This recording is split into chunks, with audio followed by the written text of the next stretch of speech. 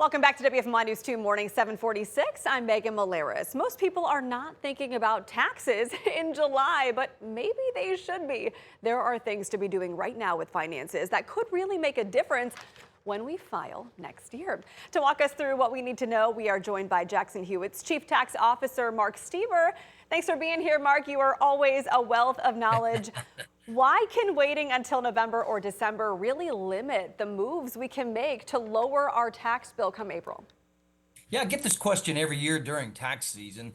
Typically it's when people have their stuff. Hey, what can I do to lower my Right. taxes? And the simple fact is, after the midnight hour on December 31st, you can start planning for next year, but there's not a lot you can do last year. And the second mistake everybody thinks is, oh, this is only for the rich people. Only the rich can do tax planning. And that could be nothing farther from the truth. In fact, the baseline planning that we'll talk about here is really applicable for everybody, and it can put real money in your pocket. So why it's important? If you reflect back to last year's taxes, whenever you file them in April or January or haven't done it yet, were you happy or were you not happy? And if you're not happy, you didn't get the result you wanted or the refund you wanted, or worse, you owed, you need to take action, because it's not a luck strategy. It's not a hope strategy. It's an action Right. strategy. And so right now you have enough time to start putting more money in your 401k plan, or you can have a little bit of additional withholding on your paycheck piece by piece. You don't have to eat the whole apple at one bite. You have plenty of time to do some of those small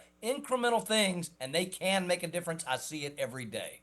So you mentioned 401ks. We're thinking mutual funds as well, how to maximize that amid the turbulence in the market lately. What about maxing out things like HSA accounts? Will that make a difference? Absolutely. There's no small. In fact, a lot of people say, hey, I need something that's going to give me $5,000. Right. Well, there's not anything like that anymore. But there is two or 300 here, 500 here, 400 here. And you add all those up with one, two, three, four, five tax ideas, you can really get the tax benefits that are yours by right, by law. And you can control your future, your financial future, with something more than a hope or a prayer or a luck strategy, something that is an actionable strategy. And so I'll simply say this: if you're not contributing to your 401k, if you're an employee, at least to the company match, you're throwing Yeah. money away. If you're not putting money in a 529 plan, if you have children or plan to have children, to pay for education costs later, throwing money away. If you're not using an HSA, and there's some requirements on those, but you're throwing money away. And if you're not doing all those one, two, three, four, five time things, you're just not really serious about your finances. And right now, with economics as hard as they are, nothing could be more important than a few extra hundred or $1,000 next January, which sounds like an eternity away, but really that's like 160 days away. And that can really make a difference. But you need to start now, and you need to start with just a baseline tax projection. Take half of your stuff, your June 30 pay stub, multiply that by two. That's your year income. Adjust for Yeah. some other stuff. Do the same thing with your tax withholding. Take 630, double it. Use any kind of a tax engine. Ours at Jackson-Hewitt, you can just plug some data in. You can calculate your taxes and your refund or your amount due right now. And if you don't like that, take some action. I echo what you said about that company match on the 401k. I mean, why not do that? That is something that we need to be thinking about. There have been several tax law changes recently. What are some of the biggest ones we need to consider this year?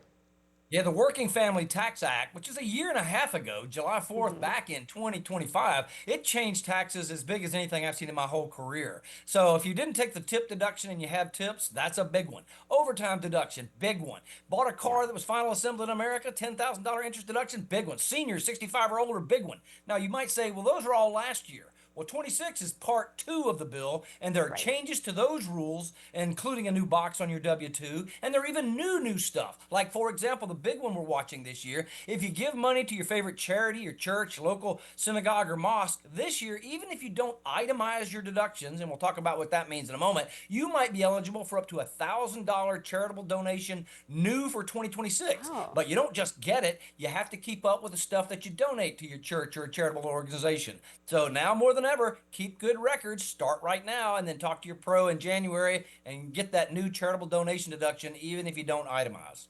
That is really interesting because I think people think if you don't itemize, there's no point, right, in making some big end of year charity contribution, at least in terms of taxes. Of course, you're doing it out of the goodness of your heart, but this is kind of a win-win now. What else to know about itemization, you mentioned? Well, a lot of people think that I'll just take the standard deduction. That's easier. And every American who Yeah. files a tax return gets a standard deduction. It's a baseline amount, depending on your marital status, that you just take off the top and take as deduction. But the reality is, under our tax law, you get either the greater of the standard deduction, which everybody gets, or the total of your itemized deductions. And so if you have a home, for example, that's kind of the go-to item. You can take the the itemized deductions for your interest, your property taxes, sales taxes, charitable donations, as I mentioned, income taxes, property taxes, sales taxes, medical expenses. You add all of those up, which can be a headache. That's not an untrue statement, but you get the bigger one, and you take that as a tax break on your tax return.